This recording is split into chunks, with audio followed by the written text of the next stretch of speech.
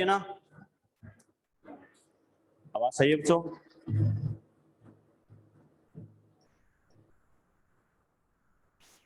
फटाफट रिप्लाई करो बेटा, क्लास स्टार्ट करते हैं।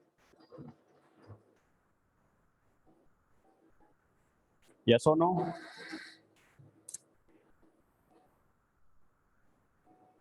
प्रेम yes sir, yes sir, yes sir. ठीक है बेटा, चलो स्टार्ट करते हैं। स्टार्ट करो फिर।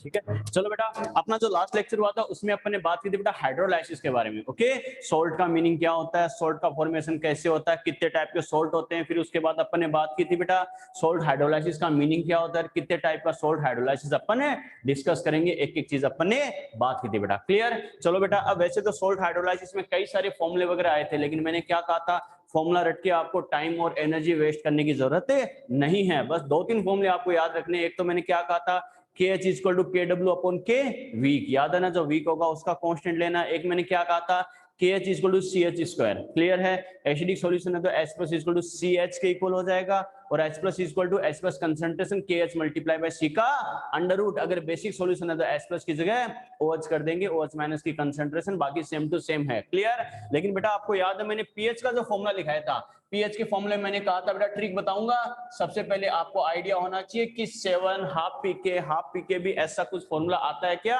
तो पहले आपको ये आइडिया होना चाहिए। ओके, चलो बेटा आज उसी की बात करते हैं अपन। तो मैंने कहा था वो ट्रिक बताऊंगा, वो ट्रिक क्या है बेटा, समझना अच्छे से। ट्रिक फॉर, क्या कहा, trick for pH formula of salt, trick for pH formula of salt, यानी सॉल्ट के पीएच फॉर्मूले के लिए ट्रिक क्या है, ये चीज ध्यान रखना बच्चों। देखो ट्रिक थोड़ी लेंदी होगी बेटा, याद कर लोगे क्या? ठीक है, देखते हैं बेटा वो लेंदी ट्रिक क्या है, कैसे है। ट्रिक क्या है बेटा, ए बी, काम खत्म बच्चों। इतना याद हो जाएगा क्या? यस और नो? बस मेरे नाम के अकॉर्डिंग इतना याद रख लेना, काफी है बेटा। कैसे? अब बच्चा कहेगा सर इसका मीनिंग क्या है। देखो अलग अलग टाइप के सॉल्ट के लिए कैसे इसे अप्लाई करेंगे वो भी मैं बताऊंगा। नॉर्मली हम बात करें किसी भी कंपाउंड में हम क्या लिखते हैं, पहले हम प्लस लिखते हैं, फिर क्या लिखते हैं, माइनस लिखते हैं। ध्यान है ना? कैसे बेटा, देखो अगर ये प्लस है तो मैं क्या करूंगा, ए प्लस और बी माइनस। यस और नो? अरे पहले हम प्लस लिखते हैं तो ए प्लस, और बाद में क्या लिखते हैं, माइनस, तो बी वाला क्या, माइनस। क्लियर है? ठीक है, ए फोर क्या है बेटा, ए फोर एसिड है, और बी फोर क्या है, बेस है बेटा। ठीक है, अब आप मेच्योर हो चुके हो, साइंस के स्टूडेंट हो, तो बच्चों आपको एप्पल हो या फिर ए फोर एप्पल, बी फोर वो कैसे बच्चों, की तरह से रटाफिकेशन से कोई फायदा नहीं बेटा। ध्यान रखना, मेच्योर हो चुके हो तो एसिड और बेस के अकॉर्डिंग याद रखना। कैसे? A for acid, B for base.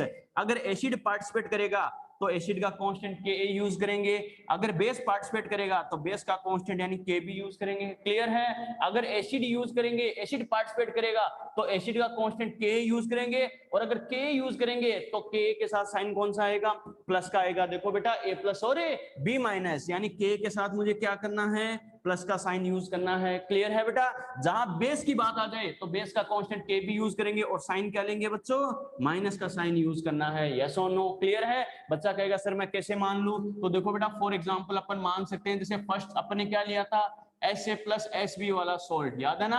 ऐसा अगर सोल्ट है तो हमें पता है दोनों ही स्ट्रॉन्ग है। स्ट्रॉन्ग वाला कभी भी हाइड्रोलाइसिस में पार्टिसिपेट करता है क्या? नहीं बच्चों। ओके, तो इसके लिए हमें पता है कांस्टेंट काम में लेंगे क्या? नहीं बच्चों, क्योंकि जो पार्टिसिपेट ही नहीं करता तो उसका कांस्टेंट कहां से आएगा। तो इसके लिए सीधा लिखते हैं हाफ pKw, या फिर क्या लिखते हैं 7, काम खत्म। इसके लिए तो डायरेक्टली हो जाएगा। सेकंड अपन ने सोल्ट कौन सा देखा था बेटा, SA plus WB। SA plus WB हमें पता है वीक वाला पार्टिसिपेट करता है, तो वीक यहाँ पर कौन है, एसिड है या बेस है? बेस अगर वीक है तो हमें पता है बेस पार्टिसिपेट करेगा, बेस पार्टिसिपेट करेगा तो कांस्टेंट भी क्या करेंगे, बेस का काम में लेंगे, बेस का कांस्टेंट यानी Kb काम में लेंगे, और Kb के साथ साइन कौन सा आएगा, प्लस या माइनस से, माइनस। A4 देखो बेटा A प्लस B माइनस, यानी माइनस का साइन यूज होगा तो क्या लिखेंगे, पीएच का फॉर्मूला क्या हो जाएगा बेटा, पीएच का formula 7 minus half pKb minus half log C। Yes और नो? फॉर्मूला मैच कर सकते हो, वो फॉर्मूला अपने आया था नहीं आया था बेटा, वो फॉर्मूला हमारे सामने आया था। नंबर थर्ड पर बात करते हैं बेटा, तीसरा सोल्ट अपना कौन सा था, WA प्लस SB। यस और नो? WA प्लस SB ये हमने देखा था, इसका मतलब इसमें वीक कौन है, WA प्लस SB। एसिड अगर वीक है तो हमें पता है एसिड ही पार्टिसिपेट करेगा हाइड्रोलाइसिस में। अगर एसिड पार्टिसिपेट करेगा तो बच्चों एसिड का ही कांस्टेंट काम में लेंगे, एसिड का कांस्टेंट यानी Ka, और एसिड के साथ साइन कौन सा, A प्लस B माइनस, यानी प्लस का साइन आएगा फॉर्मूले में। तो फॉर्मूला अपन क्या लिख देंगे, pH equal to 7 plus half pKa plus half log C, काम खत्म। क्लियर है बेटा? ठीक है। नंबर 4 पे अपना क्या था बेटा? WA प्लस WB, ये वाला अपना सोल्ट था, ध्यान है ना? अब ये बताओ पार्टिसिपेट कौन करेगा? Weak acid. अगर वीक बेस की कंडीशन है तो हमें पता है दोनों ही अगर वीक है तो दोनों पार्टिसिपेट करेंगे, दोनों पार्टिसिपेट करेंगे एसिड और बेस, तो दोनों का कांस्टेंट यानी K और KB काम में लेंगे, लेकिन साइन कौन सा आएगा? A plus B minus, acid वाले के साथ प्लस का साइन और बेस वाले के साथ माइनस का साइन। तो फॉर्मूला अपन क्या बना देंगे बेटा? pH इक्वल टू क्या हो जाएगा? Half pKa minus half pKb। Yes और नो? ये फॉर्मूले जो अपने पास आए हैं आप मैच कर सकते हो बेटा, कैसे करना क्या करना। यस और नो? क्लियर है? चलो बेटा ठीक है। जो फॉर्मूले हमने डिराइव करके देखे थे बेटा, आप इसको श्योर कर सकते हो क्या कि हमारे पास यही फॉर्मूला आया था या नहीं आया था। यस और नो? यहां तक बात ठीक है बेटा? चलो फटाफट देखो बेटा, क्या हुआ? स्क्रीन रुक गई क्या आपके पास भी? स्क्रीन कंटिन्यू बेटा, स्क्रीन रुक गई? स्क्रीन सही चल रही है?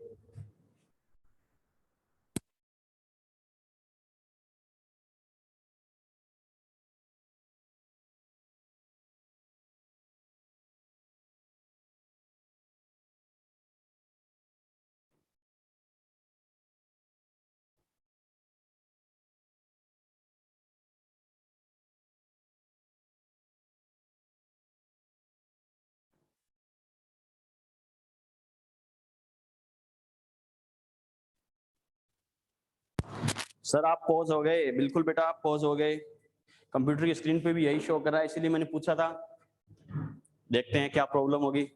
इसलिए तो कहते हैं टेक्नोलॉजी चाहे कितनी भी एडवांस हो लेकिन नेचर के आगे फेल है। ऑफलाइन क्लासेस इसलिए तो ऑफलाइन है, इसमें टीचर क्लास में एंटर हो गया तो कोई डिस्टर्बेंस नहीं, पढ़ाएगा तो पढ़ाएगा, क्लास चलेगी तो चलेगी। लेकिन टेक्नोलॉजी में पता ही है थोड़ा सा अगर क्लाइमेट चेंज थोड़ा बहुत हो जाए तो डिस्टर्बेंस हो जाए, वेदर की तरफ से कुछ भी तो डिस्टर्बेंस हो ही जाता है क्लासेस में।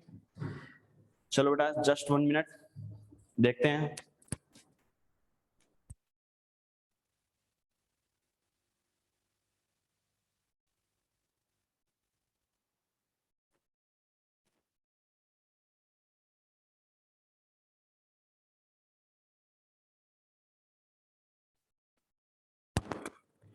चलो बेटा अब तो सही है ना? अब तो स्क्रीन सही चल रही है बेटा? अब तो पॉज नहीं हो रहे ना?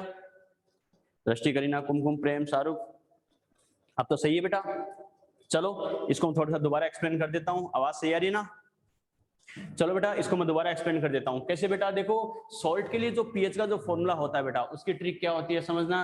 ए बी, बस मेरे नाम के अकॉर्डिंग इतना ध्यान रखना, ए बी यानी ए प्लस बी माइनस। क्लियर? क्योंकि नॉर्मली हम कंपाउंड को लिखते हैं तो पहले हम प्लस लिखते हैं बाद में माइनस को रिप्रेजेंट करते हैं, ध्यान है ना? जैसे NaCl Na plus Cl minus. Okay, अब हमें पता ए प्लस बी माइनस, अगर एसिड अगर वीक है तो एसिड पार्टिसिपेट करेगा, एसिड पार्टिसिपेट करेगा तो एसिड का ही कांस्टेंट यानी Ka यूज करेंगे बेटा। Clear? A for acid, B for base, यानी एसिड का कांस्टेंट यानी Ka, बेस का कांस्टेंट मतलब क्या?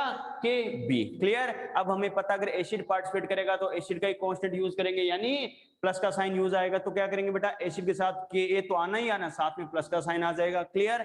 बेस अगर पार्टिसिपेट करेगा तो बेस का कांस्टेंट मतलब Kb यूज करेंगे और साइन कौन सा?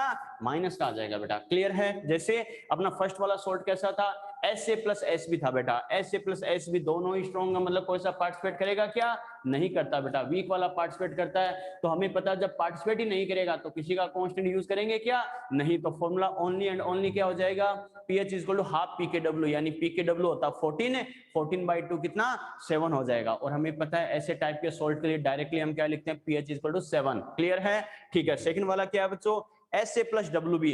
S A plus W B की बात करें तो वीक कौन है यहाँ पर? बेस है। बेस अगर वीक है तो बेस का ही कांस्टेंट यानी Kb यूज करेंगे, और Kb यूज करेंगे तो हमें पता है Kb के साथ फॉर्मूले में साइन कौन सा आएगा? A plus B minus, minus वाला साइन आएगा बच्चों। तो क्या लिखेंगे formula?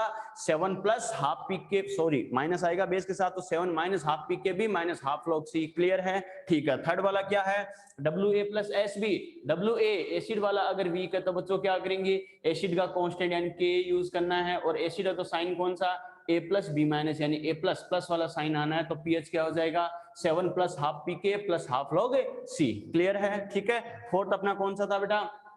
W A plus W B, weak acid plus weak base. हमें पता है दोनों ही अगर वीक है तो दोनों का कांस्टेंट काम में लेंगे बेटा, के और के बी दोनों यूज करेंगे, और दोनों अगर यूज करेंगे तो हमें पता है साइन कौन सा आएगा, ए प्लस बी माइनस, एसिड के साथ प्लस आएगा, बेस के साथ माइनस आएगा बेटा। तो क्या लिखेंगे फॉर्मूला, 7 प्लस हाफ पी के ए minus half P K B. Clear है। तो मैंने क्या कहा था, जहां रटाफिकेशन की जरूरत पड़े तो दिमाग में कोई ट्रिक्स होनी चाहिए बेटा जो कंफ्यूजन से हमें बचा सके, ध्यान रखना बेटा। क्लियर है, ठीक है। चलो बेटा एक चीज और ध्यान रखना, सेकंड पॉइंट में क्या बोल रहा हूं बेटा, ध्यान रखना, कंसंट्रेशन ऑफ सॉल्ट। क्या कहा, कंसंट्रेशन ऑफ सॉल्ट है, यानी सॉल्ट की कंसंट्रेशन जो यूज करते हैं अपन फॉर्मूले में, ध्यान रखना बच्चों specially C equal to N, यानी सॉल्ट की कंसंट्रेशन किसकी टर्म में हमें लेना है, नॉर्मेलिटी की टर्म में लेना है। इस बात को खासकर हमें ध्यान रखना है बच्चों, ध्यान रखना। क्लियर। वैसे तो कंसंट्रेशन टर्म्स कई टाइप की होती है, लेकिन गलतियां से बचने के लिए ध्यान रखना, हमें यहाँ पर कंसंट्रेशन किसकी टर्म में यूज करनी है, नॉर्मेलिटी की टर्म में यूज करनी है। क्लियर है, ठीक है। चलो यहाँ तो स्क्रीनशॉट लो, कोई दिक्कत है तो बताओ।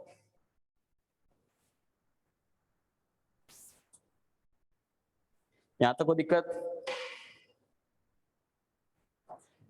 ठीक है बेटा, बुझाने दे।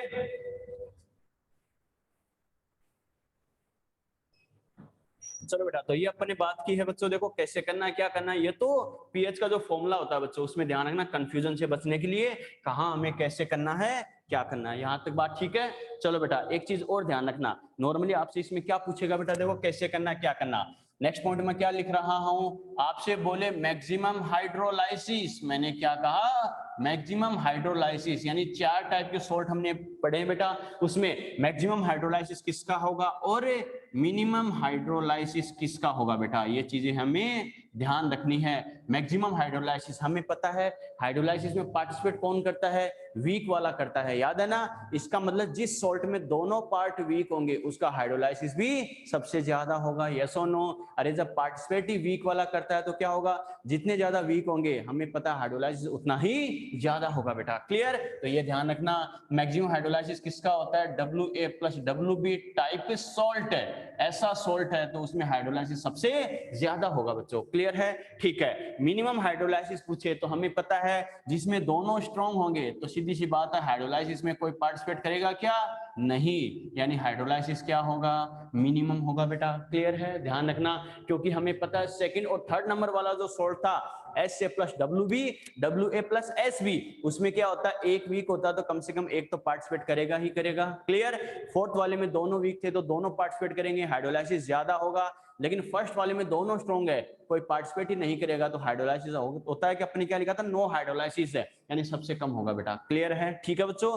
और हमने क्या कहा था, हाइड्रोलाइसिस कैसा प्रोसेस होता है बच्चों, एंडोथर्मिक प्रोसेस होता है, याद है ना। जितना ज्यादा हाइड्रोलाइसिस होगा उतना ही ज्यादा एंडोथर्मिक प्रोसेस होगा। क्लियर है। तो इसका मतलब आपसे बोले कौन से टाइप के सोल्ट का हाइड्रोलाइसिस मैक्सिमम एंडोथर्मिक प्रोसेस होगा, तो ध्यान रखना हाइड्रोलाइसिस प्रोसेस कैसा होता है, एंडोथर्मिक प्रोसेस, जिसमें सबसे ज्यादा हाइड्रोलाइसिस होगा वो सबसे ज्यादा एंडोथर्मिक प्रोसेस होगा, याद है ना बच्चों। तो क्या लिखेंगे इसमें, सबसे ज्यादा मैक्सिमम हाइड्रोलाइसिस वाली कंडीशन को अपन क्या लिखेंगे, मैक्सिमम एंडोथर्मिक प्रोसेस भी अपन कह सकते हैं। बात समझ में आ गई बेटा, क्लियर है, ठीक है। और जिसमें हाइड्रोलाइसिस सबसे कम होगा, सीधी सी बात है वो सबसे कम एंडोथर्मिक होगा, यानी क्या लिखेंगे, मिनिमम एंडोथर्मिक प्रोसेस, क्या कहेंगे, मिनिमम एंडोथर्मिक प्रोसेस। समझ में आ गया बच्चों, क्लियर।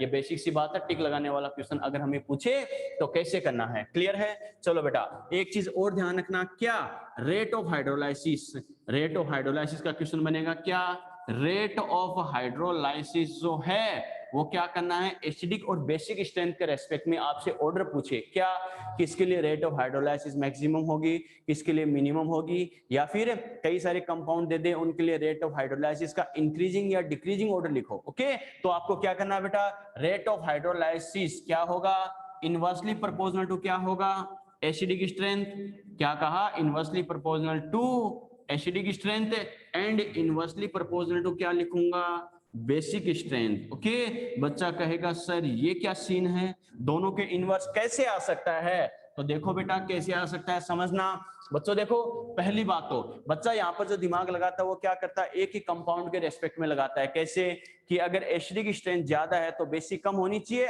वो तो एक ही कंपाउंड के लिए होगी। लेकिन मैंने क्या कहा, 4 या 5 टाइप के कंपाउंड को कंपेयर करें तो आपको या तो सभी के लिए एसिडिक से कंपेयर करवाएगा या सभी के लिए बेसिक से कंपेयर करवाएगा। एसिडिक से बेसिक से किसी से भी कंपेयर करो, मैंने क्या लिखा, inversely proportional to acidic strength, inversely proportional to basic strength, यानी सभी कई सारे एग्जांपल देख के इन दोनों में से किसी एक से कंपेयर करवाएगा।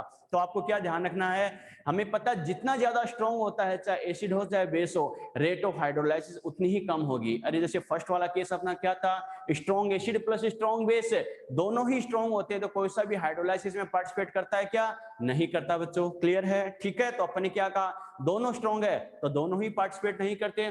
थर्ड वाला सेकंड वाला केस अपन ने क्या देखा था, strong acid plus weak base, यानी बेस अगर वीक था तो बेस पार्टिसिपेट करता है, स्ट्रॉन्ग एसिड पार्टिसिपेट करता है क्या, नहीं बच्चों। थर्ड वाला केस क्या था, WA प्लस SB, यानी WA वीक एसिड पार्टिसिपेट करता है लेकिन स्ट्रॉन्ग बेस पार्टिसिपेट करता है क्या, नहीं करता बेटा। फोर्थ वाले में WA प्लस WB दोनों ही वीक होते हैं तो दोनों ही पार्टिसिपेट करते हैं। मेरा कहने का मतलब क्या बेटा, सिंपल वे में अगर मैं कहूं, चाहे एसिड की बात करें चाहे बेस की बात करें, जितना ज्यादा स्ट्रॉन्ग होगा रेट ऑफ हाइड्रोलाइसिस उतनी ही कम होगी बेटा, उतना हाइड्रोलाइसिस उतना ही कम होगा, हाइड्रोलाइसिस कम होगा तो सीधी सी बात है रेट ऑफ हाइड्रोलाइसिस यानी जल अपघटन की मात्रा भी कम होगी बच्चों, क्लियर है, ठीक है। तो ध्यान रखना, एसिडिक स्ट्रेंथ बोले चाहे बेसिक बोले, आपको या तो एसिडिक से कंपेयर करवाएगा सभी के लिए या फिर बेसिक से कंपेयर करवाएगा, चाहे एसिड हो चाहे बेस हो, हमें इससे मतलब नहीं है। हमने क्या कहा था, स्ट्रॉन्ग की कंडीशन में हाइड्रोलाइसिस में पार्टिसिपेट नहीं करेगा, चाहे वो स्ट्रॉन्ग एसिड हो चाहे स्ट्रॉन्ग बेस हो बेटा, याद है ना, क्लियर है, ठीक है। तो अपन क्या लिखेंगे, जितना ज्यादा स्ट्रॉन्ग होगा रेट ऑफ हाइड्रोलाइसिस उतनी ही कम होगी। अरे अपोजिट कंडीशन है या नहीं है, जितना ज्यादा स्ट्रॉन्ग मैंने बोला है, चाहे एसिड हो चाहे बेस हो, जितना ज्यादा स्ट्रॉन्ग होगा रेट ऑफ हाइड्रोलाइसिस उतनी ही कम। मैंने क्या कहा, अपोजिट केस आ जाए, अपोजिट केस के लिए अपन क्या लिखते हैं, इनवर्सली प्रोपोर्शनल, तो बेटा क्या आएगा, इनवर्स आएगा, क्लियर है, ठीक है। अब बच्चा कहेगा सर मैं एसिडिक स्ट्रेंथ से कंपेयर करूं या बेसिक से कंपेयर करूं, तो वो ध्यान रखना, वो हमें क्या करेगा, फंक्शनल ग्रुप साथ में जरूर देगा बेटा, क्या कहा, फंक्शनल ग्रुप साथ में जरूर देगा। तो क्या करना, एसिडिक या बेसिक स्ट्रेंथ दोनों में से सर किसके अकॉर्डिंग मुझे कंपेयर करना है, तो क्या कहेंगे, according to nature of a functional group है, यानी साथ में फंक्शनल ग्रुप यानी क्रियात्मक समूह जरूर देगा हमें, ठीक है। ऑर्गेनिक में पढ़ते हैं बेटा डिटेल से, फंक्शनल ग्रुप याद है ना, अरे एसिडिक नेचर के कई सारे होते हैं, जैसे कार्बोक्सिलिक ग्रुप हो गए, जैसे एसिडिक नेचर को रिप्रेजेंट करता है, किसी के साथ कार्बोक्सिलिक ग्रुप है तो वो क्या होगा, एसिडिक स्ट्रेंथ से आपको ऑर्डर देखना है, क्लियर। किसी के साथ हाइड्रोक्साइड ग्रुप है तो हमें पता है OH क्या करता है, बेसिक स्ट्रेंथ को, बेसिक नेचर को रिप्रेजेंट करता है, तो आपको बेसिक स्ट्रेंथ के अकॉर्डिंग आंसर देना है, क्लियर है। तो एसिडिक से कंपेयर करूं या बेसिक से कंपेयर करूं, ये मुझे किसके अकॉर्डिंग डिसाइड करना है, according to nature of functional group है, जो कंपाउंड दे रखा है उसमें फंक्शनल ग्रुप है किस नेचर का, उसी के अकॉर्डिंग आंसर देना है, चाहे एसिडिक हो चाहे बेसिक हो बच्चों। ये ध्यान रखना, आपको हमेशा क्या करना है, जो जितना ज्यादा एसिडिक या बेसिक होगा रेट ऑफ हाइड्रोलाइसिस उतनी ही कम होगी। आपको सभी एग्जांपल या तो एसिडिक वाले देगा या सभी बेसिक वाले देगा बेटा, ठीक है। इस बात का खासकर हमें ध्यान रखना है बच्चों, क्लियर है, ठीक है। यहां तक को डाउट है तो बोलो फटाफट, यहां तक को डाउट बेटा,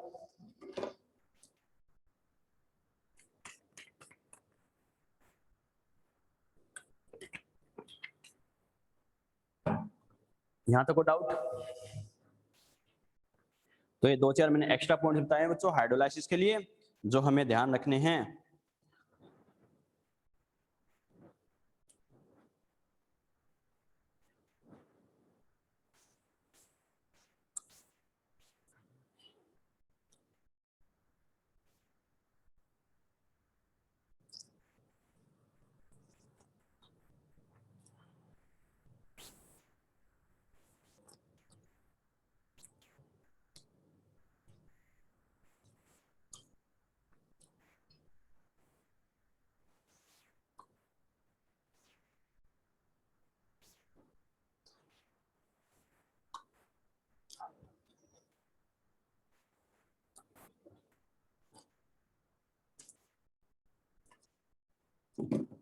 चलो बेटा, चलो बेटा, यहां तक को डाउट, है क्या, प्रेम, नो सर, कुमकुम, यस सर, फोर्थ पॉइंट का एक एग्जांपल करवा दो, ठीक है बेटा। चलो टाइम तो इतना नहीं था लेकिन चलो फिर भी बेटा, चलो बोल दिया तो करवा देते हैं, कोई दिक्कत नहीं है।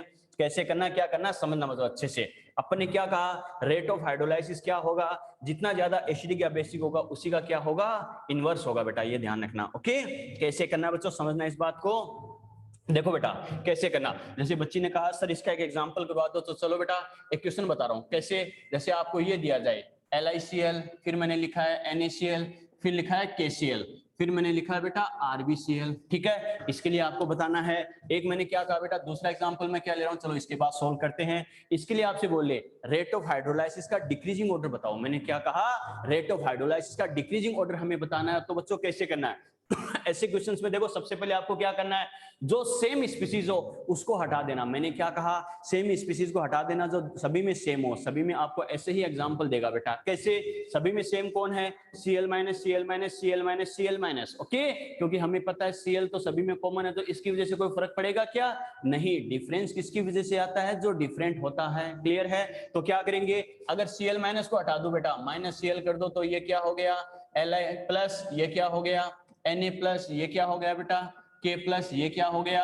Rb प्लस, यस और नो, ठीक है बच्चों। अब हमें पता है, ध्यान रखना, चार्ज फॉर्म में कभी भी आप ऑर्डर डिसाइड मत करना बच्चों। आपको हमेशा ऑर्डर किसके वे में डिसाइड करना है, न्यूट्रल फॉर्म में डिसाइड करना है। ध्यान रखना बच्चों, कैसे, हमें पता है अगर ये क्या करें, इसकी मैं वाटर से रिएक्शन करवाऊं तो ये क्या बनेगा LiOH, ये क्या बनेगा NaOH, ये क्या बनेगा बेटा KOH, ये क्या बनेगा RbOH। बात समझ में आई बेटा, क्लियर, बस इतना तो आपको आइडिया लग गया होगा।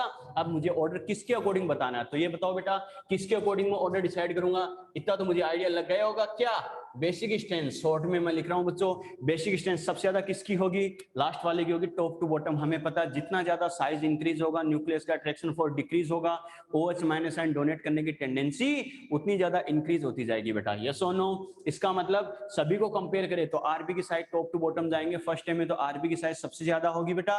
तो क्या होगा, OH माइनस डोनेट करने की टेंडेंसी इसके लिए सबसे ज्यादा है, OH माइनस डोनेट करने की टेंडेंसी सबसे ज्यादा है, यानी बेसिक स्ट्रेंथ सबसे ज्यादा, क्लियर है। तो बेसिक स्ट्रेंथ क्या हो जाएगी बच्चों RbOH, उसके बाद क्या लिखेंगे अपन KOH, फिर अपन क्या लिखेंगे NaOH, फिर अपन क्या लिखेंगे बच्चों LiOH, यस और नो। और बेसिक स्ट्रेंथ जिसकी सबसे ज्यादा, रेट ऑफ हाइड्रोलाइसिस उतनी ही कम, और बेसिक स्ट्रेंथ जिसकी सबसे कम, उसके लिए रेट ऑफ हाइड्रोलाइसिस सबसे ज्यादा। तो क्या लिखेंगे बेटा, अपना ऑर्डर क्या आ जाएगा LiOH, फिर क्या आ जाएगा NaOH, फिर क्या आ जाएगा KOH, फिर क्या आ जाएगा RbOH, यस और नो। बात समझ में आई क्या, ये अपना मान लो। अगर बेसिक फंक्शनल ग्रुप दे रखा हो तो उससे कैसे करना है, क्लियर है बच्चों। चलो एक एग्जांपल आप और देख सकते हो, कैसे, जैसे मैं ये लिखूं बेटा HCOONA, फिर मैं क्या लिखूं CH3COONA, या फिर मैं क्या लिखूं C2H5COONA, या फिर मैं क्या लिखूं C3H7COONA, क्लियर है। चलो बेटा देखो कई सारे कंपाउंड मैंने लिखे हैं। मैंने क्या कहा, सबसे पहले जो सभी में सेम है बेटा उसे हटा देना। सभी में कौन है Na+, इससे को फर्क पड़ेगा क्या, जो सभी में सेम है तो उसका डिफरेंस कैसे आएगा, ठीक है बच्चों। तो सभी में देखो बेटा सेम है, उसे हटा दो तो क्या बच गया Na+ हटाए तो क्या बच गया HCO, ठीक है बेटा। इससे Na+ हटेगा तो क्या बनेगा CH3COO-, इससे हटेगा तो क्या बनेगा C2H5COO-, इससे हटेगा तो क्या बनेगा C3H7COO-। आ गया समझ में। मैंने क्या कहा था, चार्ज फॉर्म में तो आंसर देना ही नहीं है। वाटर से रिएक्शन करवाऊं तो ये नेगेटिव है, तो वाटर के कौन से ग्रुप से रिएक्शन करेगा बेटा, पॉजिटिव वाले से, HCOOH बन गया। ये H+ से रिएक्शन करके क्या बनाएगा CH3COOH, ये क्या बनाएगा C2H5COOH। बात समझ में आ गई। और ये क्या बनाएगा C3H7COOH, ठीक है। अब इतना तो बेटा देखो दिमाग लगा सकते हो। ये बताओ हमें यहाँ पर ऑर्डर कौन सी स्ट्रेंथ के अकॉर्डिंग, एसिडिक स्ट्रेंथ या बेसिक स्ट्रेंथ, एसिडिक के अकॉर्डिंग देखना है, क्योंकि कार्बोक्सिलिक ग्रुप है। कार्बोक्सिलिक ग्रुप क्या कर रहा है बच्चों, एसिडिक नेचर को रिप्रेजेंट करता है, ध्यान है ना। इसका मतलब देखो बेटा किसके लिए एसिडिक नेचर सबसे ज्यादा होगी, तो देख सकते हैं कार्बोक्सिलिक ग्रुप के साथ क्या है एल्किल ग्रुप है, यस और नो। देखो CH3 C2H5 C3H7 है। एल्किल ग्रुप क्या करता है, प्लस आई इफेक्ट शो करता है बच्चों, यस और नो। अरे ध्यान है ना। और प्लस आई इफेक्ट क्या करेगा, एसिडिक नेचर को डिक्रीज करेगा, यस और नो। और एल्किल ग्रुप जितना ज्यादा होगा, नॉर्मली एक पॉइंट लिखा भी जाता है बच्चों, ऑर्गेनिक में देखा होगा, इतना तो मेरे भी याद आ रहा है कई साल पहले का, क्या acidic strength directly proportional to minus I effect, inversely proportional to plus I effect. अरे ध्यान है ना, ठीक है बेटा। इसका मतलब क्या होगा, प्लस आई ग्रुप जितना ज्यादा होगा, मैंने क्या कहा एल्किल ग्रुप क्या करता है, प्लस आई इफेक्ट शो करता है। प्लस आई ग्रुप जितना ज्यादा होगा, एल्किल ग्रुप जितना बड़ा होगा, यानी प्लस आई इफेक्ट उतना ही ज्यादा होगा। प्लस आई इफेक्ट जितना ज्यादा होगा, एसिडिक स्ट्रेंथ को उतना ही ज्यादा डिक्रीज करेगा, यस और नो, क्लियर। क्योंकि दोनों इनवर्स होते हैं। इसका मतलब सबसे ज्यादा एसिडिक स्ट्रेंथ किसकी होगी, HCOOH। फिर इसके बाद देखो CH3COOH, उससे कम किसकी होगी बेटा C2H5 COOH, और सबसे लास्ट में किसकी होगी C3H7 COOH। थोड़ा सा ऑर्गेनिक का यूज करना है बेटा, ध्यान है ना, क्लियर है। बस एसिडिक स्ट्रेंथ का पता चल गया तो रेट ऑफ हाइड्रोलाइसिस इन्वर्स कर दो बेटा। जो सबसे ज्यादा वीक है यानी एसिडिक स्ट्रेंथ जिसकी सबसे कम, उसके लिए रेट ऑफ हाइड्रोलाइसिस सबसे ज्यादा है। यानी क्या लिखूंगा C3H7 COOH, फिर क्या लिखूंगा C2H5 COOH, और फिर क्या लिखेंगे बेटा CH3 COOH, और फिर क्या लिखेंगे HCOOH बेटा। ठीक है, यहां तक बात ठीक है, क्लियर है। अब तो समझ में आ गया होगा फंक्शनल ग्रुप के अकॉर्डिंग हमें कैसे अप्लाई करना है, कैसे क्या करना है। ठीक है बच्चों, कोई दिक्कत है बता सकते हो, फटाफट समझो इस एग्जांपल को कैसे किया। 20 सेकंड का टाइम आपके पास, फिर आगे बफर स्टार्ट करते हैं।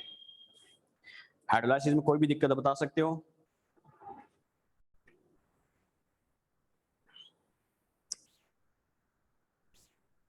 पूरा हाइड्रोलाइसिस जो हमने पढ़ा है, किसी पॉइंट में दिक्कत है बताओ फटाफट।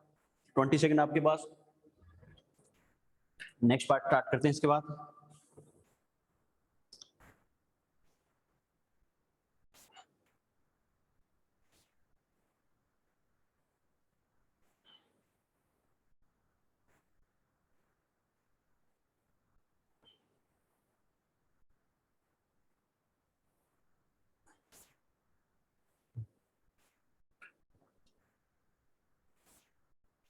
चलो बेटा, यहां तक ठीक है।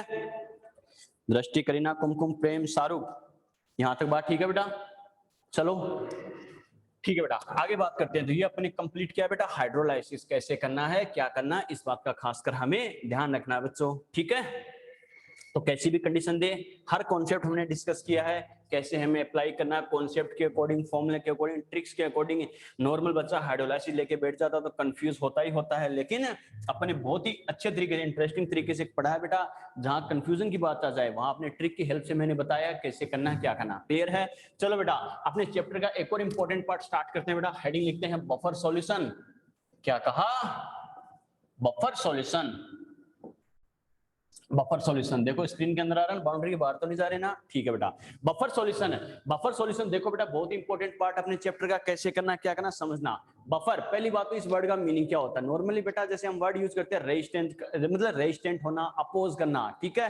अरे बोलते हैं ना, यानी प्रतिरोध करना, विरोध करना। तो कहने का मतलब क्या, अपोज करना, रेजिस्टेंट होना, यानी सीधी सी बात अपोज करना। तो ये सॉल्यूशन, जो सॉल्यूशन ऐसा करते हैं उनको बोलेंगे बफर सॉल्यूशन, यानी अपोज करना। बच्चा कहेगा सर किसका अपोज करेगा, किसके लिए रेजिस्टेंट होगा, तो सीधी सी बात है बच्चों, अपन पूरे चैप्टर में क्या पढ़ते आ रहे, pH pH pH pH, clear है। यानी सॉल्यूशन क्या करेगा, अपनी पीएच को फिक्स रखने का एफर्ट करेगा एक फिक्स वैल्यू पर, क्लियर है, ठीक है। अरे होम्योस्टेसिस वाला केस है बच्चों, अपने शरीर में मान लो कोई भी बैक्टीरिया वायरस एंटर करता है तो अपनी बॉडी क्या करता है, उसे क्या करता है, डीएक्टिवेट करने की कोशिश करता नहीं करता, करता है बेटा। क्यों, ताकि हमें पता है अपनी बॉडी क्या हो, जो बैलेंस अपना, मतलब बॉडी का तो होम्योस्टेसिस है बेटा, यानी जो नॉर्मल प्रोसेस है बॉडी प्रोसेस वो चलते रहे बेटा, क्लियर है। वैसे ही सॉल्यूशन के अंदर होता है, सॉल्यूशन की पीएच अगर डेफिनेट होगी जितनी सॉल्यूशन की होनी चाहिए, वहां तक सॉल्यूशन की नेचर सही है। अगर उसमें चेंज हो गया तो सॉल्यूशन की नेचर भी चेंज हो जाएगी, और सॉल्यूशन ऐसा चाहेगा क्या उसकी नेचर चेंज हो, नहीं बेटा। तो कहने का मतलब क्या है, वो सॉल्यूशन जो क्या करते हैं, अपने पीएच में चेंज का अपोज करते हैं, रेजिस्टेंट होते हैं, उन्हें क्या कहते हैं, बफर सॉल्यूशन कहते हैं बेटा। बात समझ में आ गई, क्लियर। तो क्या कहेंगे बेटा, द सॉल्यूशन, क्या कहेंगे, द सॉल्यूशन, शॉर्ट में लिख रहा हूं, इसकी डेफिनेशन क्या होगी बेटा, the solution which are resist for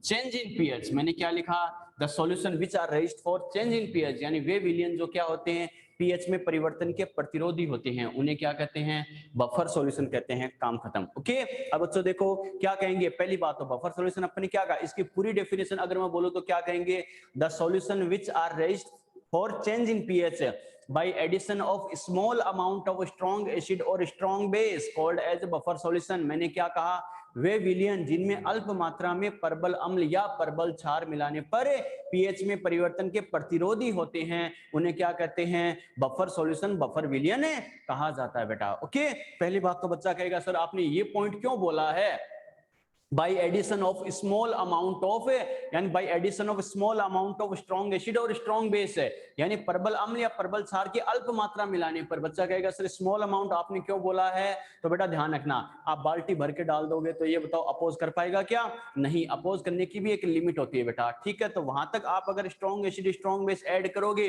वहां तक तो सॉल्यूशन क्या करेगा कि डेफिनिट अमाउंट तक है, ठीक है। वहां तक तो क्या होगा, सॉल्यूशन अपोज करेगा, ठीक है। एक कंडीशन ऐसी आएगी जिस पर क्या होगा, सॉल्यूशन क्या होगा, अपोज करना बंद कर देगा और इसकी पीएच में चेंज हो जाएगा। बच्चा कहेगा सर पीएच में चेंज कैसे होगा?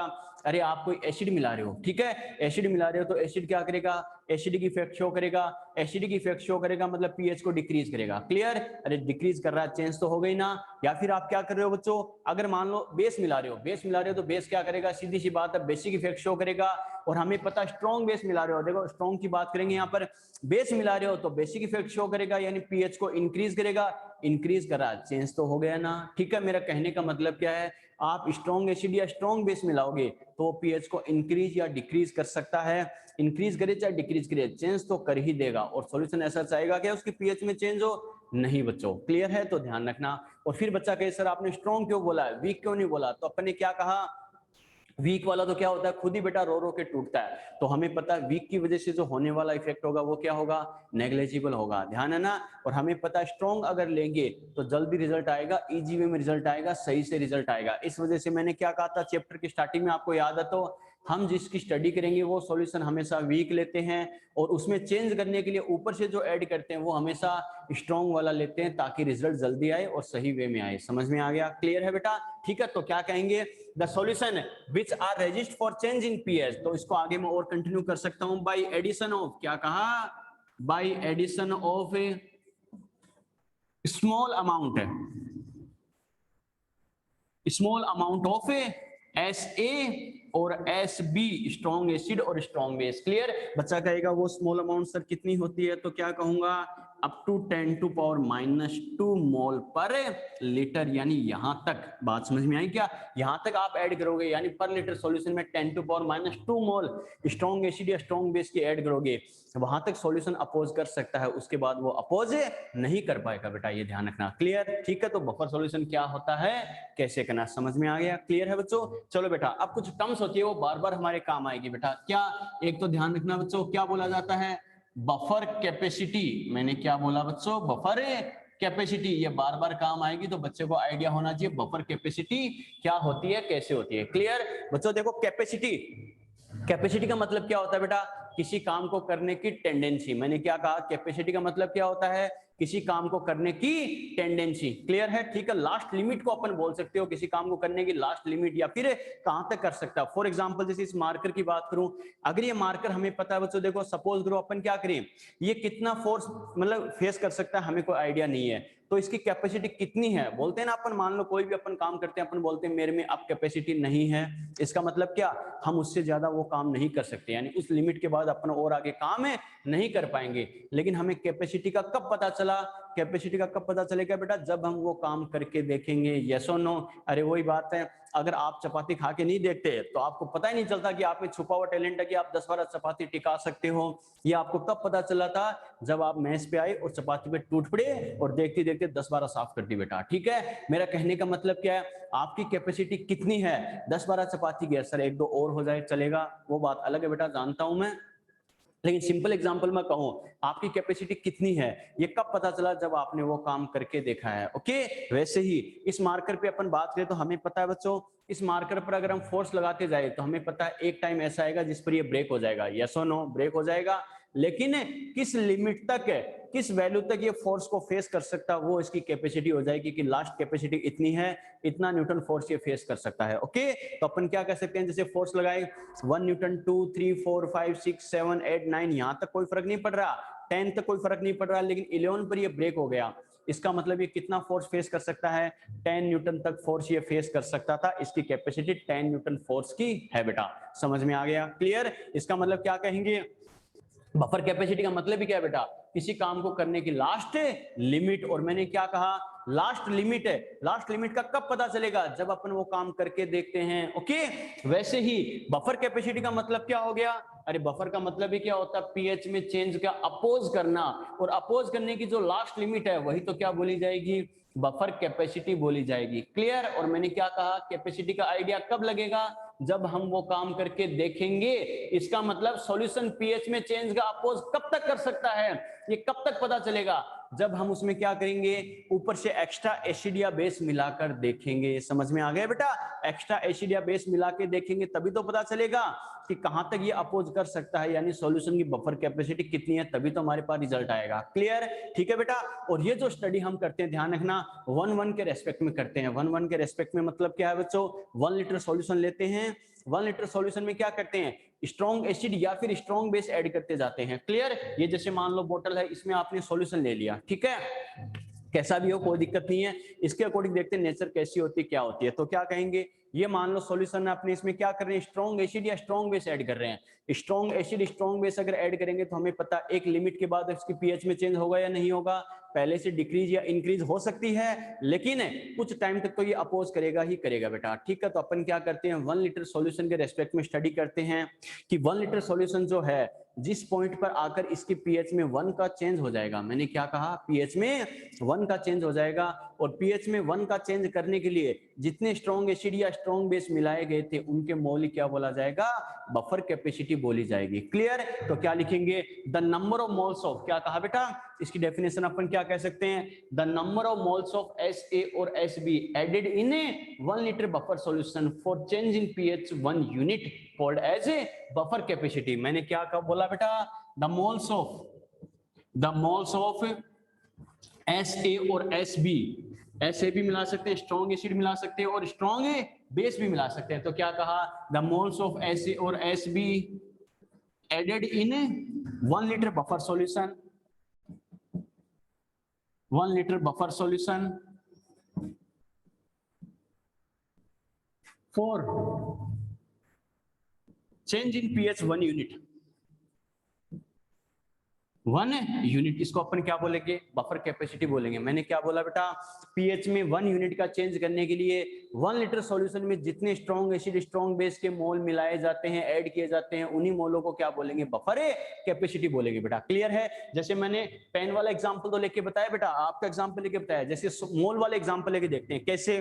मान लो ये सॉल्यूशन है, उसकी कोई डेफिनेट पर्टिकुलर पीएच है बच्चों, ठीक है। अब क्या करेंगे, 1 लीटर सॉल्यूशन लिया था, मैं इसमें स्ट्रॉन्ग एसिड या स्ट्रॉन्ग बेस के मोल मिलाता जा रहा हूं। कैसे, सपोज करो दोनों ही चेंज कर सकते हैं। मैंने क्या कहा था, एसिड वाला क्या करेगा, डिक्रीज करेगा, बेस वाला पीएच को इंक्रीज करेगा, इंक्रीज करे डिक्रीज करे, चेंज तो कर ही देगा। क्लियर। तो दोनों में कोई सा भी ले सकते हैं बच्चों। तो मैंने सपोज करो बेटा इसमें स्ट्रॉन्ग एसिड मिला दिया, सपोज करो, पहले मान लो इसकी पर्टिकुलर जो भी पीएच होगी कोई दिक्कत नहीं है, मैंने 1 मोल मिलाया, कोई चेंज नहीं है पीएच में, 2 मोल मिलाया, नो चेंज, 3 मोल मिलाया, नो चेंज, 4 मोल मिलाया, नो चेंज, 5 मोल मिलाया तो क्या होगा बेटा, नो चेंज। लेकिन 6 मोल मिला दिया बेटा, अब ये बताओ चेंज हो रहा नहीं हो रहा। सपोज करो अगर पीएच में चेंज हो गया, इसका मतलब इसकी कैपेसिटी यही तक थी, इसके आगे क्या होगा, पीएच में चेंज का अपोज कर पाएगा क्या, अरे अगर अपोज कर पाता तो पीएच में चेंज होने ही नहीं देता बेटा। लेकिन अपन ने क्या कहा, एक टाइम ऐसा आएगा जिसके बाद क्या होगा, पीएच में चेंज का अपोज नहीं कर पाएगा, वही उसकी लास्ट लिमिट है, उसी को अपन क्या बोलेंगे, बफर कैपेसिटी बोलेंगे। समझ में आ गया बेटा, क्लियर है, ठीक है। तो अपन ने क्या कहा, सपोज करो 6 या 10 मोल पर, सपोज करो 10 मोल पर जाकर इसकी पीएच में 1 यूनिट का चेंज हो जाता है, वो उसकी लास्ट लिमिट है, यानी अपन क्या बोलेंगे, वही इसकी बफर कैपेसिटी है। क्लियर। इस पर फॉर्मूला भी बनता है बच्चों, न्यूमेरिकल भी बनेगा, इसका फॉर्मूला क्या होता है, ध्यान रखना बच्चों। तो अपन क्या कहेंगे, बफर कैपेसिटी का अगर हमें फॉर्मूला बनाना हो तो क्या कहेंगे, बफर कैपेसिटी इक्वल टू क्या लिखेंगे, मोल्स ऑफ SA और SB added in 1 litre buffer solution, 1 litre buffer solution, और अपॉन में क्या करेंगे, change in pH, change in pH, और मल्टीप्लाई क्या करेंगे बेटा, 100 कर देंगे। इससे हमारे पास क्या आ जाएगा, बफर कैपेसिटी आ जाएगी। समझ में आ गया बच्चों, क्लियर है। बच्चा कहेगा sir change in pH upon में क्यों किया, तो बेटा देखो सिंपल सी बात है, सपोज करो आपसे बोला जाए 5 मोल ऐड करने पर क्या कहा, 5 मोल ऐड करने पर जो सॉल्यूशन की पीएच 2 से मान लो 6 हो जाती है। मैंने क्या कहा, 5 मोल ऐड करने पर पीएच कितनी हो जाती है, 2 से 6 हो जाती है। तो बफर कैपेसिटी क्या होगी, इसका मतलब पीएच 2 से 6 होगी, चेंज कितने का आ गया, 4 आ गया। यानी पीएच में 4 का चेंज करने के लिए मान लो 5 मोल मिलाने पड़े, 1 का चेंज करने के लिए क्या होगा 5/4। अरे यस और नो, मैंने क्या कहा, पीएच में इतना चेंज करने के लिए इतने मोल ऐड करने पड़े, तो पीएच में 1 का चेंज करने के लिए मिलाए गए mole upon change in pH, yes और नो। तो पर यूनिट के रेस्पेक्ट में पीएच में 1 यूनिट का चेंज आएगा या नहीं आएगा, उसके रेस्पेक्ट में जितने मोल आएंगे वही हमारे पास क्या होगा बेटा, बफर कैपेसिटी बोली जाएगी। समझ में आ गया बच्चों, क्लियर, ध्यान रखना इस बात का, ओके। और ये ध्यान रखना सॉल्यूशन किस में लेना है, 1 लीटर के रेस्पेक्ट में लेना है। आपको जानबूझ के क्या करेगा, 200 ml 500 ml इस टाइप से देगा, लेकिन आपको एक ही चीज दिमाग में रखनी है, क्या 1 लीटर बफर सॉल्यूशन के पीएच में 1 का चेंज करने के लिए जितने स्ट्रॉन्ग एसिड स्ट्रॉन्ग बेस के मोल ऐड किए जाएंगे वही उसकी बफर कैपेसिटी बोली जाएगी। क्लियर है बेटा, ठीक है। एक चीज और ध्यान रखना, मैं ये बोलूं बेटा कि अगर बफर कैपेसिटी ज्यादा है, किसी सॉल्यूशन की बफर कैपेसिटी अगर ज्यादा है, तो इसका मतलब क्या बोलेंगे, क्या बोलेंगे, यानी oppose for change in pH, यानी पीएच में चेंज के लिए क्या बोलेंगे, अपोज करने की टेंडेंसी क्या होगी, ज्यादा होगी। Oppose for change in pH, oppose for change in pH, ये भी क्या होगा, ज्यादा होगा बेटा। क्लियर है, कैसे, अरे सिंपल सी बात है, बफर कैपेसिटी का मतलब क्या होता है, पीएच में चेंज करने यानी चेंज के अपोज करने की लास्ट लिमिट है। अगर किसी सॉल्यूशन के लिए बफर कैपेसिटी ज्यादा है तो पीएच में चेंज करने के लिए जो अपोज होगा वो भी क्या होगा, ज्यादा होगा बेटा। क्योंकि कैपेसिटी का मतलब ही कि अपन बोलते हैं ना, मान लो इसकी कैपेसिटी ज्यादा है, ए और बी को कंपेयर करें तो अपन बोले ए के कंपैरिजन में बी की कैपेसिटी ज्यादा है, मतलब उसी काम को ए के कंपैरिजन में बी क्या कर सकता है, ज्यादा कर सकता है। क्लियर, इसका मतलब दो अलग अलग सॉल्यूशन को कंपेयर करें तो अपन बोले ए की कंपैरिजन में सॉल्यूशन बी की बफर कैपेसिटी ज्यादा है, इसका मतलब ए के कंपैरिजन में बी क्या करेगा, पीएच में चेंज का अपोज ज्यादा करेगा। समझ में आ गया, क्लियर, ठीक है बेटा। तो ये तो अपने बोला है बफर सॉल्यूशन क्या होता है, बफर कैपेसिटी क्या होती है बच्चों, क्लियर है। लेकिन एक चीज ध्यान रखना, कुछ कंडीशंस ऐसी होती है जिसमें बफर सॉल्यूशन की पीएच क्या होगी, क्या रहेगी, अनचेंज रहेगी बेटा, उसमें कोई चेंज नहीं होगा। पहली कंडीशन तो क्या होती है, यानी स्मॉल अमाउंट में स्ट्रॉन्ग एसिड या स्ट्रॉन्ग बेस ऐड करने पर, मैंने क्या कहा, स्मॉल अमाउंट में स्ट्रॉन्ग एसिड या स्ट्रॉन्ग बेस ऐड करने पर। बच्चा कहेगा सर क्यों, क्योंकि बेटा स्मॉल अमाउंट में ऐड कर रहे हो, वहां तक तो सॉल्यूशन क्या कर सकता है, अपोज कर ही सकता है, यानी अपनी पीएच को फिक्स रख सकता है। आ गया समझ में, ज्यादा ऐड कर दोगे तो नो डाउट चेंज हो सकता है। क्लियर, ठीक है। सेकंड कंडीशन, एक कंडीशन क्या आती है बेटा, by dilution of buffer solution है, बफर सॉल्यूशन को अगर डाइल्यूट करे, डाइल्यूट का मतलब क्या होता है, एडिशन ऑफ वाटर, याद है ना। अरे वाटर ऐड करने पर सॉल्यूशन की पीएच में कोई चेंज आएगा क्या, नहीं, क्योंकि वाटर खुद ही कैसा है, न्यूट्रल है बेटा, खुद ही न्यूट्रल है। तो हमें पता है नेचर को एसिडिक या बेसिक करेगा क्या, नहीं, खुद की एसिडिक या बेसिक नेचर होती तब तो क्या करेगा, एसिडिक या बेसिक इफेक्ट शो करता, नेचर को चेंज, पीएच को चेंज कर सकता था। लेकिन वाटर हमें पता है कैसा होता है, न्यूट्रल होता है, इस वजह से पीएच को नहीं इंक्रीज करेगा नहीं डिक्रीज करेगा, जितनी है उतनी ही रखेगा। क्लियर, एक कंडीशन क्या आती है, to keep the buffer solution under the same conditions for a long time, यानी लंबे समय तक बफर विलयन को एक समान परिस्थिति में रखने पर। मेरा कहने का मतलब क्या है, सॉल्यूशन जैसा है वैसा का वैसा पड़ा है लॉन्ग टाइम तक, तो ये बताओ बेटा सॉल्यूशन अपने आप पीएच में चेंज करेगा क्या, नहीं। अरे सीधी सी बात है, ये तो अपने पीएच को फिक्स रखने का एफर्ट और करता है। पीएच में चेंज कब करेगा, जब हम बाहर से क्या करेंगे, इसमें कुछ एसिड या बेस मिलाएंगे। तो अगर सॉल्यूशन ऐसा कैसा रखा है लॉन्ग टाइम तक, यानी हमने इसमें कोई चेंज नहीं किया, हमने डिस्टर्ब भी नहीं किया, तो क्या होगा, अपने आप अपनी पीएच में चेंज करेगा क्या, नहीं करेगा बेटा। क्लियर, तो ये तीन कंडीशन ध्यान रखना बेटा। तीन कंडीशन कौन कौन सी, स्मॉल अमाउंट में strong acid strong base add करेंगे तो पीएच अनचेंज रहेगी बफर की। क्लियर, सेकंड कंडीशन क्या, सॉल्यूशन को डाइल्यूट किया जाए तो भी अनचेंज रहेगी। थर्ड कंडीशन क्या, लॉन्ग टाइम तक सॉल्यूशन को सेम कंडीशन में रखे तो भी क्या रहेगी, अनचेंज रहेगी बच्चों। ठीक है, यहाँ तक बात ठीक है। ये बताओ बफर सॉल्यूशन क्या होता है, बफर कैपेसिटी का मतलब है क्या होता है, समझ में आया बेटा, कोई दिक्कत है तो बोलो फटाफट, कोई भी दिक्कत, कोई भी दिक्कत,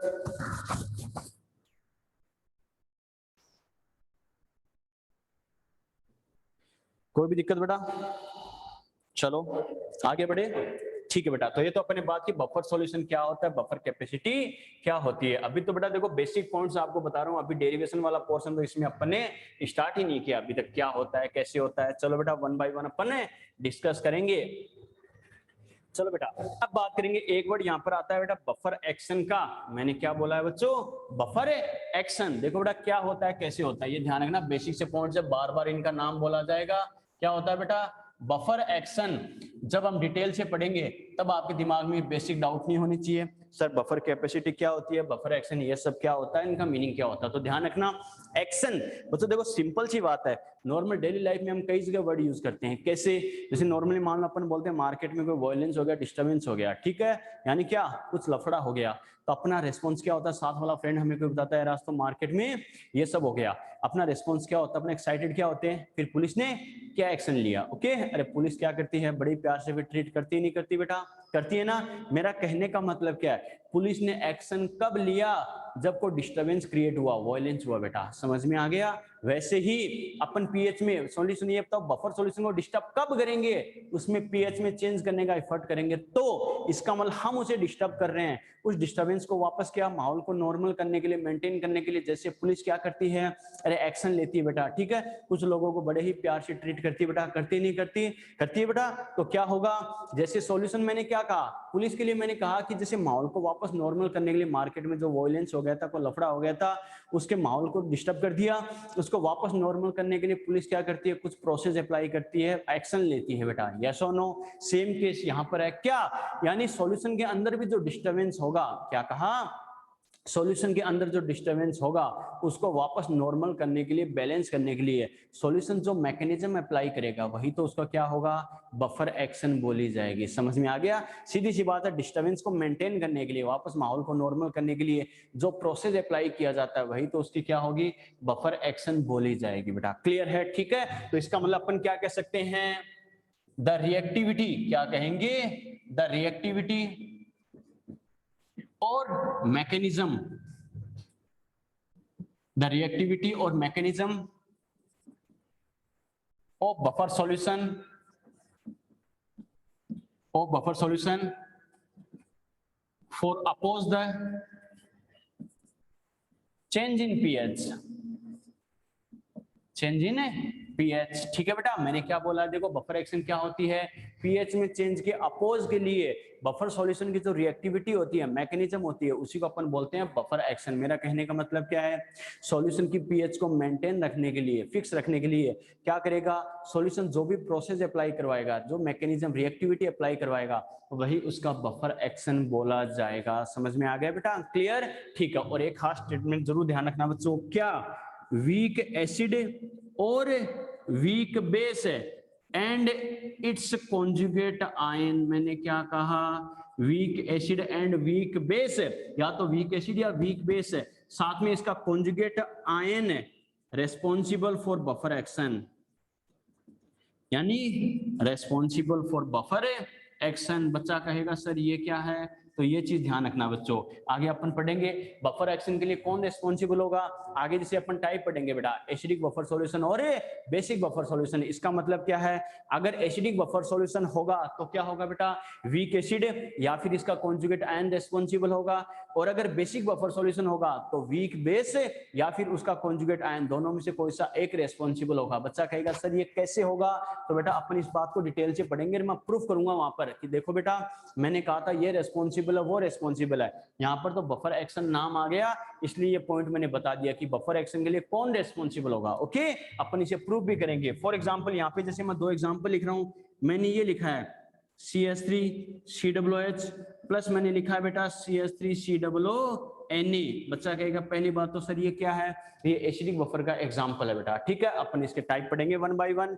तो वीक एसिड ये क्या है बच्चों, स्ट्रॉन्ग बेस के साथ इसका बना सॉल्ट, क्लियर। तो इसकी अगर बफर एक्शन होगी तो इसके लिए रेस्पॉन्सिबल कौन होगा, या तो वीक एसिड खुद होगा CH3COOH, या फिर कौन होगा बेटा, इसका कॉन्जुगेट आयन है। इसका कॉन्जुगेट आयन कौन सा है बेटा, यानी CH3COO-, ये इसका कॉन्जुगेट आयन हो गया, क्लियर है, ठीक है। या फिर एक एग्जांपल मैं ऐसा लिखूं बेटा, क्या, NH4OH प्लस NH4Cl, क्या कहा, NH4OH plus NH4Cl।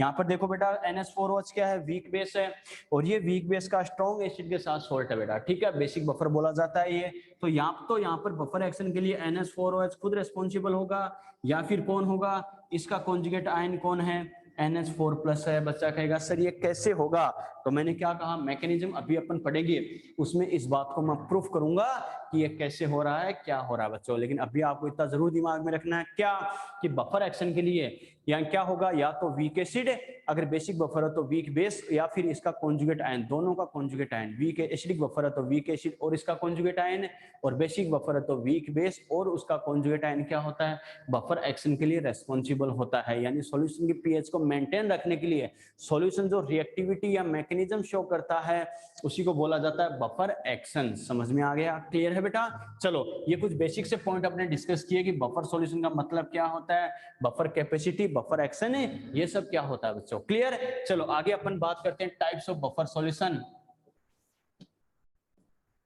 Types of buffer solution यानी बफर सॉल्यूशन होते हैं उसके कितने टाइप है। ओके चलो बच्चों, सबसे पहले बात करते हैं नंबर 1 जो आता है वो होता है सिंपल बफर सॉल्यूशन।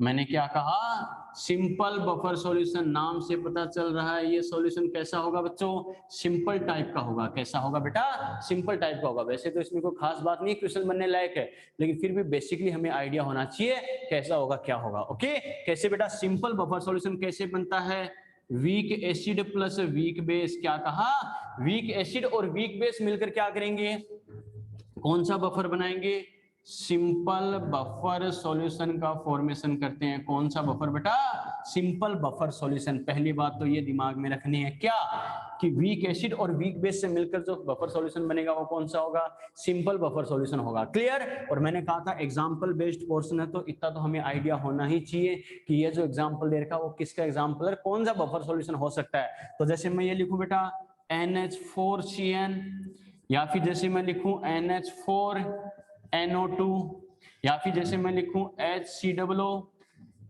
NH4, या फिर जैसे मैं लिखूं CH3COO NH4 etc। आप देख सकते हो बेटा मैंने जो जो एग्जांपल लिखे हैं वो कैसे हैं, वीक एसिड वीक बेस से मिलकर बने हैं। कैसे, NH4OH weak base, HCN weak acid, NH4OH weak base, HNO2 weak acid, HCOOH weak acid, NH4OH weak base, CH3COOH weak acid, NH4OH weak base. अरे सभी example weak acid weak base से मिलकर बने हैं, नहीं बने, बने हैं बच्चों। देखो बेटा दोनों ही अगर वीक है तो इसकी पीएच का फॉर्मूला मैं कौन सा अप्लाई कर सकता हूं, आपको याद है तो बेटा क्या करेंगे, अरे जो 4 टाइप के सॉल्ट हाइड्रोलाइसिस डिस्कस किए थे उसमें जो फोर्थ वाली कंडीशन है week acid plus weak base, ये बताओ सेम उसी के जैसे है या नहीं है। तो उसमें जो पीएच का फॉर्मूला था सेम टू सेम वही याद रख लेना। कैसे, week acid plus weak base, दोनों ही वीक है तो क्या करेंगे, दोनों के कांस्टेंट काम मिलेंगे, के और के भी दोनों।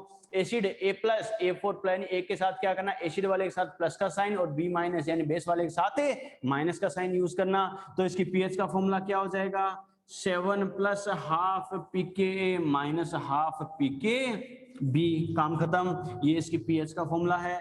और ऐसे सॉल्यूशन के लिए ध्यान रखना ये सॉल्यूशन को ज्यादा कैपेबल नहीं होते, ज्यादा दक्ष नहीं होते, यानी ज्यादा को रिएक्टिविटी शो नहीं करते, क्योंकि वीक टाइप का है तो ज्यादा इनमें कोई रिएक्शंस भी नहीं होती। ओके लेकिन इसका एक पॉपुलर एग्जांपल ध्यान रखना बेटा, solution of protein and amino acid. मैंने क्या कहा, solution of protein and amino acids, protein and amino acid, ये क्या करेगा, इस टाइप के बफर सॉल्यूशन का फॉर्मेशन करता है। कौन सा बेटा, सिंपल बफर सॉल्यूशन। बात समझ में आ गई। तो ये तो मैंने बात की बफर एक्शन क्या होता है और बफर सॉल्यूशन के टाइप कौन कौन से होते हैं। पहला टाइप अपन ने पढ़ा है बेटा सिंपल बफर सॉल्यूशन, इससे ज्यादा इसमें नहीं पूछेगा, ठीक है। यहां तक वो दिक्कत बोलो, उसके बाद नेक्स्ट अपना इंपॉर्टेंट पार्ट है वो स्टार्ट करते हैं।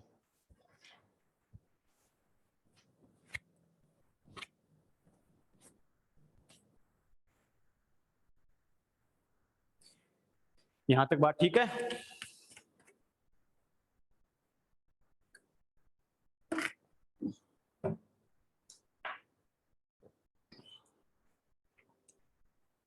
यहां तक बात ठीक है बच्चों, ठीक है। आगे बात करें, चलो बेटा बफर सॉल्यूशन क्या होता है, बफर कैपेसिटी का मतलब क्या होता है और बफर एक्शन क्या होता है, क्लियर है। चलो ये तो अपन ने बात की है। उसके बाद अपन टाइप्स ऑफ बफर सॉल्यूशन अगर अपन पढ़े तो इसमें कई सारे टाइप्स अपन डिस्कस करेंगे।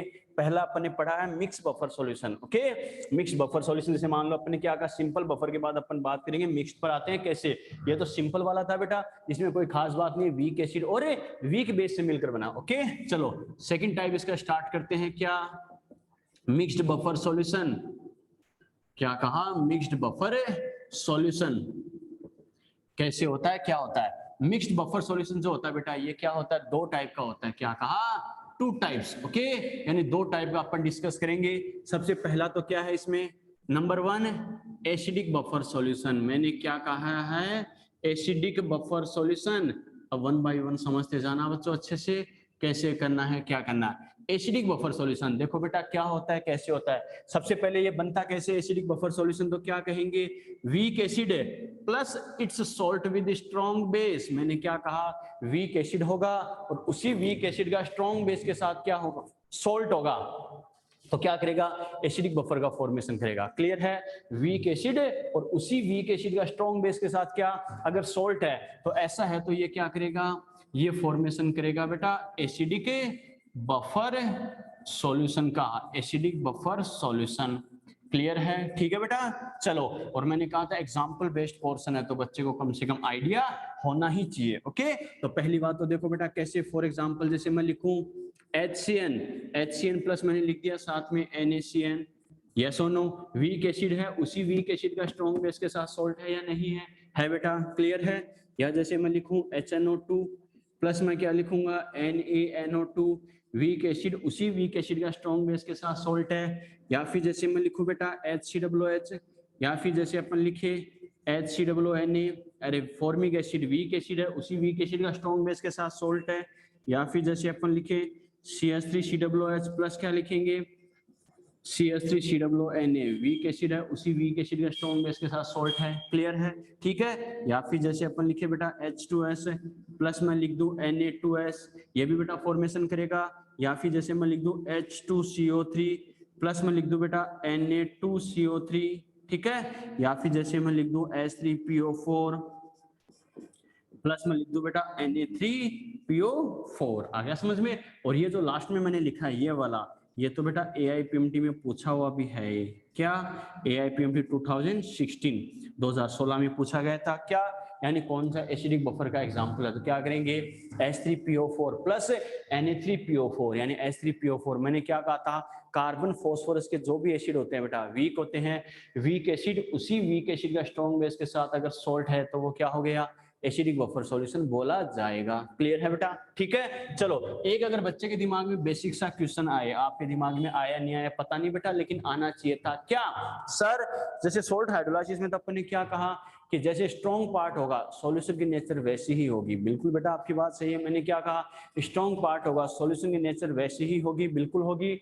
लेकिन सर यहाँ पर तो क्या है, week acid plus strong base, मैंने क्या कहा, week acid plus strong base, तो सर स्ट्रॉन्ग बेस वाला स्ट्रॉन्ग है तो सॉल्यूशन बेसिक होना चाहिए था ना। आपने एसिडिक क्यों बोला है, आपने एसिडिक इसलिए बोला, ध्यान रखना इसमें जो वीक पार्ट होता है वही क्या होता है, बफर एक्शन के लिए रेस्पॉन्सिबल होता है। मैंने क्या कहा, जो वीक पार्ट होता है वो क्या होता है, बफर एक्शन के लिए रेस्पॉन्सिबल होता है। इस वजह से जैसा वीक होगा जो बफर एक्शन के लिए रेस्पॉन्सिबल होगा, सॉल्यूशन को वैसा ही नाम दिया जाता है। ये बताओ इस सॉल्यूशन में क्या होता है, वीक एसिड, यानी एसिड वाला क्या होता है, वीक होता है, और वही बफर एक्शन में रेस्पॉन्सिबल होता है, इसी वजह से बोला जाता है एसिडिक बफर सॉल्यूशन। क्लियर, तो सोल्ट हाइड्रोलाइसिस वाले तिकड़ा मत लगा देना बेटा, गलती कर जाओगे, ठीक है बच्चों। चलो, एक कंडीशन इसमें और क्या देता है बेटा, क्या, यानी एसिडिक सॉल्ट, क्या कहा, acidic salt, acidic salt plus it's conjugate species, मैंने क्या कहा, प्लस इट्स कॉन्जुगेट स्पीसीज, यानी कोई अम्लीय लवण है वो अपने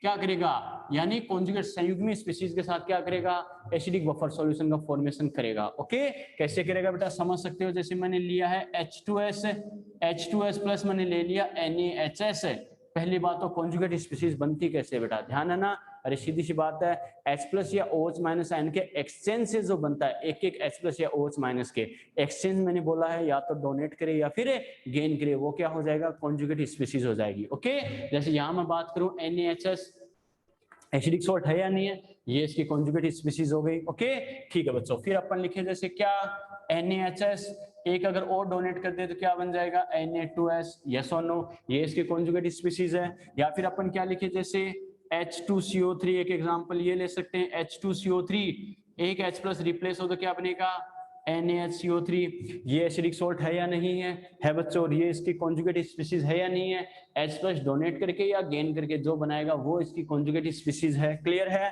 ठीक है। या फिर अपन क्या लिखेंगे, NaHCO3 एक अगर डोनेट करते हैं तो क्या बनाएगा, ये Na2CO3, यस और नो बनाएगा बच्चों। ठीक है। एक एग्जांपल अपन क्या ले सकते हैं, जैसे मैं लिखूं H3PO4 है, H3PO4 एक H+ डोनेट करे तो क्या बनेगा, NaH2PO4, यस और नो बनाएगा बेटा।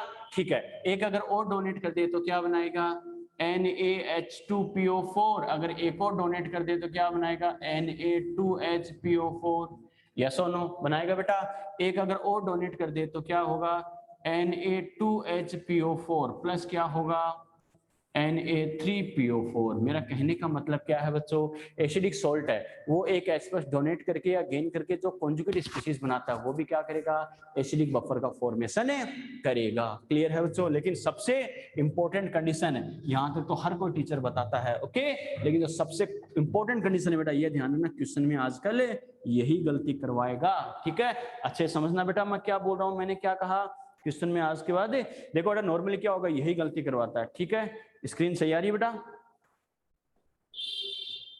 स्क्रीन सही आ रही है क्या,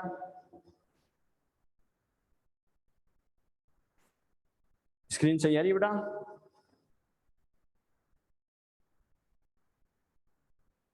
स्क्रीन सही आ रही है क्या, स्क्रीन सही आ रही है, अरे वापस पॉज हो गई है, स्क्रीन सही आ रही है,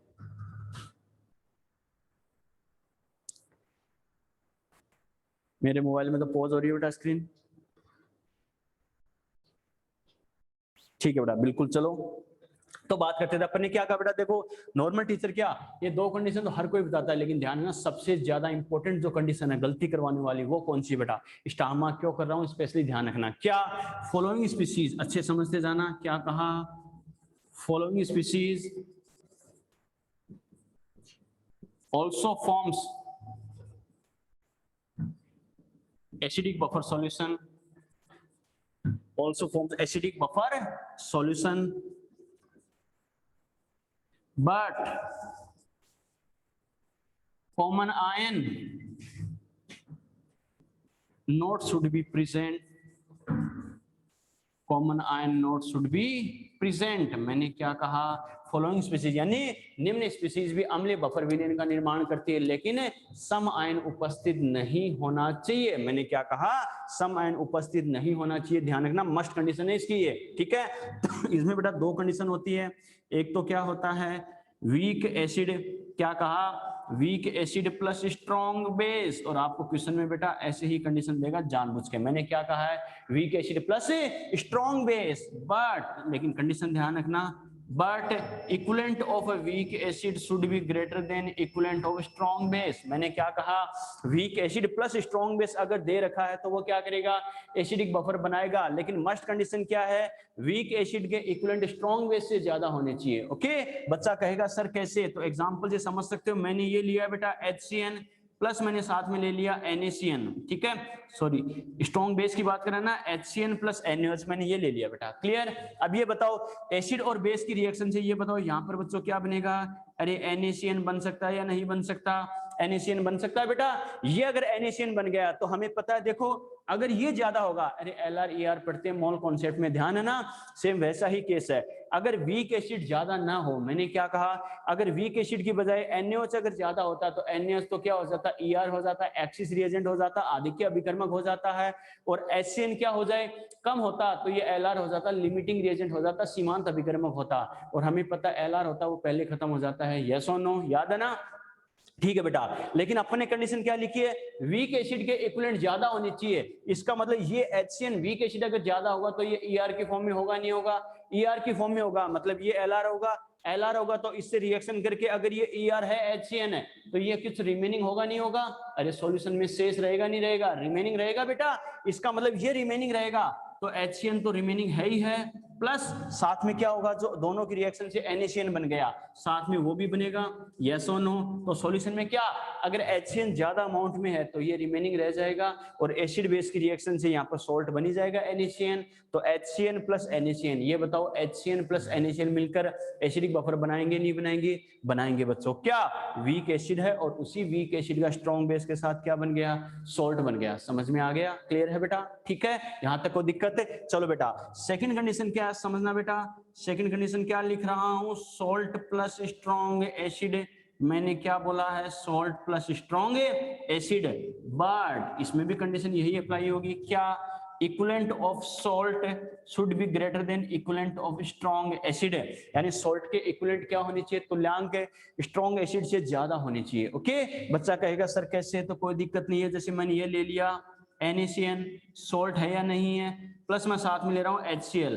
अरे सीधी सी बात है, सॉल्ट प्लस स्ट्रॉन्ग एसिड की बात कर रहे हैं, तो मैंने NaCN प्लस HCl ले लिया। क्लियर है? ठीक है, ये बताओ अगर इसकी रिएक्शन हो, ये बताओ ये CN माइनस H प्लस से रिएक्शन करके HCN बनाएगा या नहीं बनाएगा? बनाएगा बेटा। ठीक है बच्चों, देखो तो दोनों की रिएक्शन से HCN तो बन ही गया। ठीक है बेटा, HCN बन जाएगा दोनों की रिएक्शन से। और ये बताओ अगर सॉल्ट एक्सिस में होगा, इसके इक्विवेलेंट ज्यादा होंगे, इसके तुल्यांक ज्यादा होंगे, तो ही तो ये एक्सिस में होगा, और जब ये एक्सिस में होगा तो ही तो ये रिमेनिंग रहेगा, शेष रहेगा। यस और नो? और अगर सॉल्यूशन में ये रिमेनिंग अमाउंट में है, इसका मतलब ये एग्जिस्ट कर रहा है, तो एग्जिस्ट कर रहा है तो सॉल्यूशन में NaCN भी है बच्चों। यस और नो? तो दोनों की रिएक्शन से HCN तो बन ही गया, और NaCN अगर एक्सिस में है तो क्या होगा, ये भी सॉल्यूशन में होगा। तो HCN प्लस NaCN ये दोनों मिलकर क्या करते हैं, एसिडिक बफर बनाते नहीं बनाते? वीक एसिड, उसी वीक एसिड का स्ट्रॉन्ग बेस के साथ क्या है, सॉल्ट है। लेकिन ये जो ऐसा बनाते हैं इसका रीजन क्या है, समझ में आ गया बेटा? यस और नो? एक एक बात मैंने बताई है कैसे करना है, क्या करना। क्लियर है बेटा? तो ये ध्यान रखना, पहली दो कंडीशन तो हर कोई बताता है कि ये ऐसा होता है, ये ऐसा होता है, लेकिन गलती करवाने वाली कंडीशन कौन सी है, थर्ड वाली है बेटा, ये जो मैंने दिखाई है। क्या, यानी ऐसे कोई केस आपको दे दे, वो भी क्या करेंगे, एसिडिक बफर का फॉर्मेशन कर सकते हैं, लेकिन मेन कंडीशन क्या है, यानी पहले वाले के इक्विवेलेंट ज्यादा होने चाहिए। अब ध्यान रखना, दोनों सीक्वेंस दिमाग में होने चाहिए। क्या, week acid plus strong base, salt plus strong acid. मैंने क्या कहा, week acid plus strong base और सॉल्ट प्लस स्ट्रॉन्ग एसिड, और पहले वाले के इक्विवेलेंट ज्यादा होने चाहिए, पहले वाले के तुल्यांक ज्यादा होने चाहिए। अब इस बात को रट के गलत मत करके आ जाना। क्या, सर ने कहा था पहले वाले के इक्विवेलेंट ज्यादा होने चाहिए, ध्यान रखना हमने जो लिखा है उसके पहले वाले के इक्विवेलेंट ज्यादा होने चाहिए। एग्जामिनर अगर इनको उल्टा लिख के दे रहा है तो ध्यान रखना, इस बात को मत रखना कि सर ने कहा था पहले वाले के इक्विवेलेंट ज्यादा होने चाहिए। हमने जो लिखा है उसमें पहले वाले के इक्विवेलेंट ज्यादा होने चाहिए। आ गया समझ में? और यही सीक्वेंस आपको दिमाग में सेट रखना है, week acid plus strong base, salt plus strong acid. समझ में आ गया बेटा? क्लियर है? ध्यान रखना, हमने जो पहले लिखा है उसके इक्विवेलेंट ज्यादा होने चाहिए, ऐसा होगा तो ही बफर का फॉर्मेशन करेगा, एसिडिक बफर का अदरवाइज नहीं करेगा बेटा। क्लियर है? इसमें कई सारे एग्जांपल देके आपको पूछ लेगा ये एसिडिक बफर का फॉर्मेशन करेगा नहीं करेगा, लेकिन ध्यान रखना, कंडीशन ध्यान है, कॉन्सेप्ट ध्यान है, तो देख सकते हो। और अपने लिखा भी है, इनमें कॉमन आयन प्रेजेंट नहीं होना चाहिए। देख सकते हो HCN NaOH कोई भी आयन कॉमन है क्या? नहीं। NaCN HCl कोई भी आयन कॉमन है क्या? नहीं। कॉमन आयन वाली कंडीशन कौन सी है? स्टार्टिंग की दो कंडीशन कौन सी है? कॉमन आयन वाली है बच्चों। आ गया समझ में? हाँ, नो डाउट मेन कंडीशन यही है, लेकिन ये दो भी स्पेशल कंडीशन आ जाती है, इसका थोड़ा सा ध्यान रखना बेटा। समझ में आ गया? क्लियर है? चलो बेटा यहां तक बताओ, कोई दिक्कत है क्या? यहां तक कोई दिक्कत?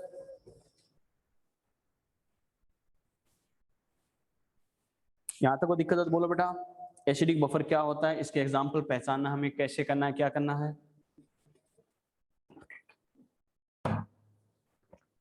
यहां तक बात ठीक है बच्चों?